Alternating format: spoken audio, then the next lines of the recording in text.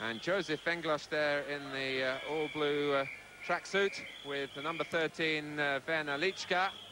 It was Berger who was over there and who appears to be limping. Here's Panenka.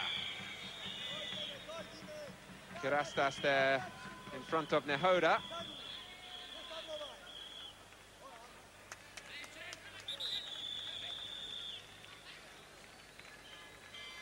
And the substitution will take place.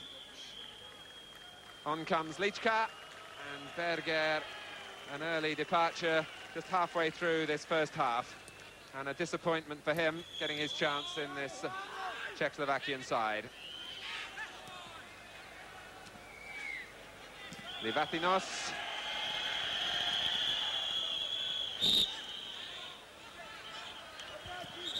And Pat Partridge wanting to see the free kick taken from the correct position, and also having a word with Lichka.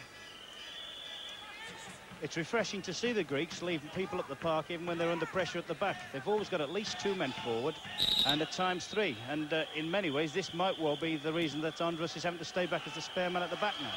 Oh, Kostikos is right in there, and so too is Mavros. Play on, says the referee.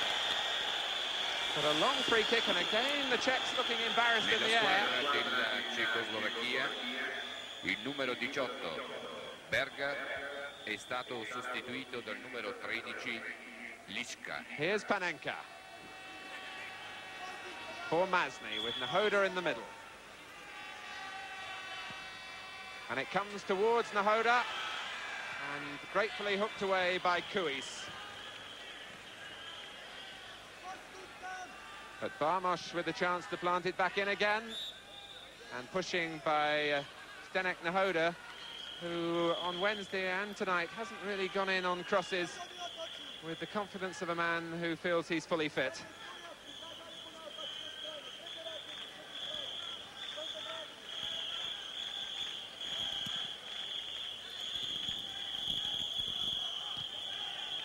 The header from Jurkamik. And here's Iosifidis. Mavros is in the middle and going to meet it at the near post. And Anastopoulos was so nearly in for his second and is so annoyed with himself. That was Mavros who didn't make connection, and nor did Anastopoulos coming in behind him. But this lack of confidence between defenders and goalkeeper in the Czechoslovakian defence again really in evidence. And we were a whisker away there from a real sensation. And the goal coming on the counter-attack. 5 minutes gone, and it's Czechoslovakia 2, Greece 1. I think the Greek sweeper must take a hell of a lot of responsibility for that goal. His position on the through ball was way out. And in fact, just previous to that, he'd already got himself into a fourth position and nearly give the Czechs an earlier goal. But,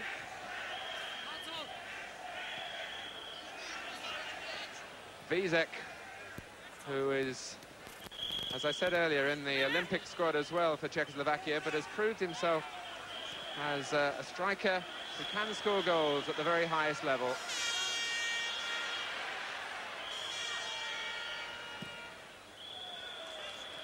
And here's Terzanidis. Mavros going in for the cross, away by Barmosh. Now Panenka. Picking away through. Lichka ahead of him.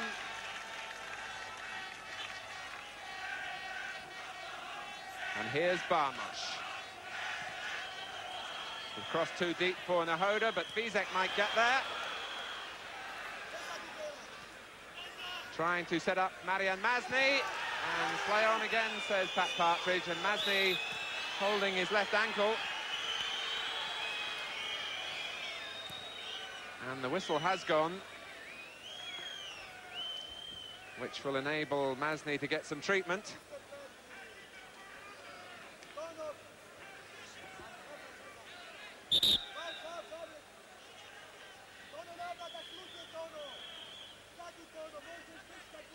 Ron, you saw Czechoslovakia train last night, and I know you thought it was a very impressive session, yet what do you think of the way they've actually come out and Well, played? Although they're leading, Martin, I'm very, very disappointed in the way they're playing at the moment. Last night they looked tremendously impressive. Looked a side that was going to go about the business. Looked a side that knew they'd got to do something special to have any sort of chance of staying in the competition. Whether or not the German results having an effect on them, I don't know. Having said that, you know, they've still got an awful lot to play for, this third and fourth place, even if they don't feel they can make the final. And of course, there is a combination of circumstances that could still get them to the final, but it would need Greece to come up with a real upset against West Germany on Tuesday in Turin. So it's by no means over for the reigning European champions. But here's Jurkovic. Space ahead of him, but not connecting cleanly on the left foot. Czechoslovakia being watched tonight, incidentally, again by Mike England, the Welsh team manager, with Czechoslovakia in the same World Cup group as Wales.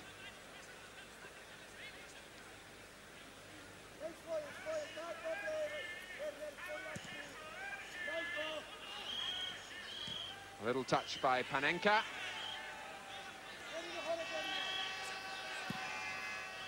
And the ball again, getting Vízek in, Nahoda waiting in the middle, and deflected by Firos for a corner to Czechoslovakia.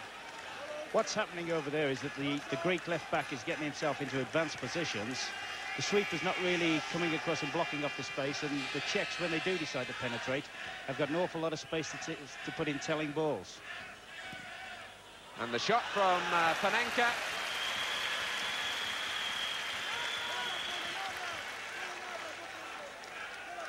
He really does fancy his chances from that sort of range.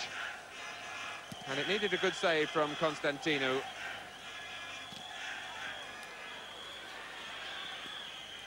Kostikos. And he's trying his luck as well. And getting good power. Although the angle was against him, but nothing wrong with his ambition. With half an hour gone, and an entertaining half an hour it's been, with Czechoslovakia leading Greece here by 2-1.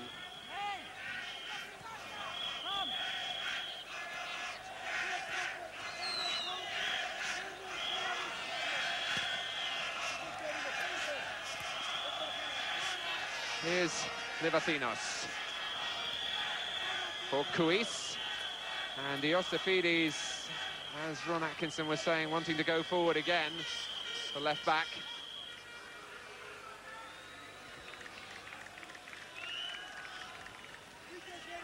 Lichka coming short to receive the ball from the goalkeeper. Here's Masny. Turning Kirastas, who nevertheless blocks the attempted cross and is tripped from behind by Marian Masny. One of the problems the Greeks might encounter later in the game is, by virtue of the fact they're leaving 3 people up the field, is throwing an awful lot of work onto their 3 midfield players who are having to go up and down the park constantly. And I'm just wondering whether, in fact, they can maintain this for 90 minutes. It's asking an awful lot for them to do.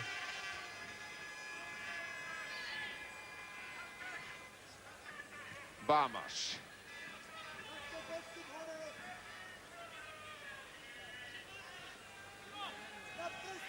Here's Barmosh again. Ondrush trying to get ahead of him, and it was Ondrush he was looking for with the pass that was intercepted by Kuis. And here's Livathinos. Kept in by Masny. Now Nahoda for Lichka. And Panenka turning, and Masny is offside. Although for a moment it looked as though he was going to be clean in for number 3. And Greece, really with nothing to lose, certainly taking their life into their hands at the back, which is slightly out of character from the way they played to reach these finals. Have a reputation as a side who defend well in a 4-4-2 formation. and are hard to beat, and are particularly resilient, very influenced by English football. Here's Kozak. Kapsis getting in for Greece. Fizek. Nice turn from him, but just a little bit of overindulgence on the ball. The Czech side really have suffered a little this season because 7 of their players tonight come from the famous Dukla Prague and Slovan Bratislava sides, who have had disappointing league seasons.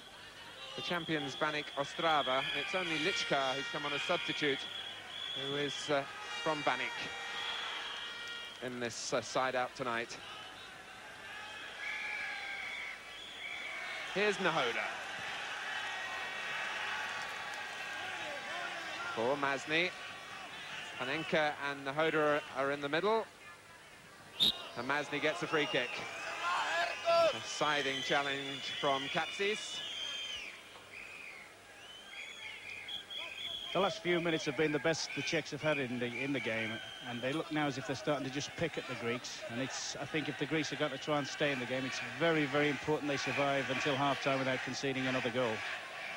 Well, they have problems again from this free kick. Ondruš has gone to the near post. And it's set up here for Jurkovic, and a complete miss kick, which might be kept in play by Barnos. A deep across this time. Ondruš trying to make something of it. And Anastopoulos just nudging Panenka to the ground, but getting away with it.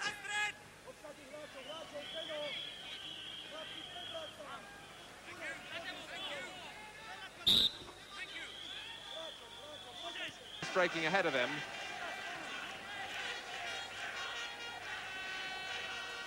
Nahoda going on, outnumbered in the end.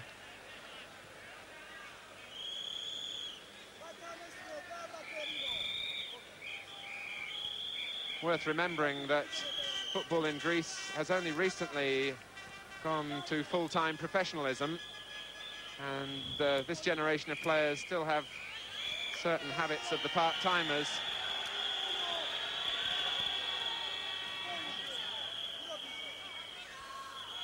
Here's Masny. And the Czechs had a lot of men forward, but the pass was angled away from them.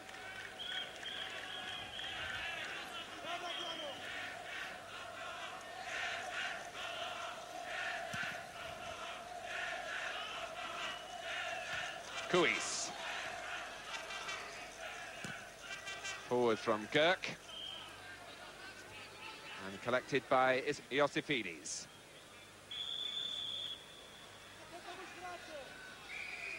Here's Kuis. Again using the long ball, and a free kick given to Greece for the challenge by Ondruš on Anastopoulos.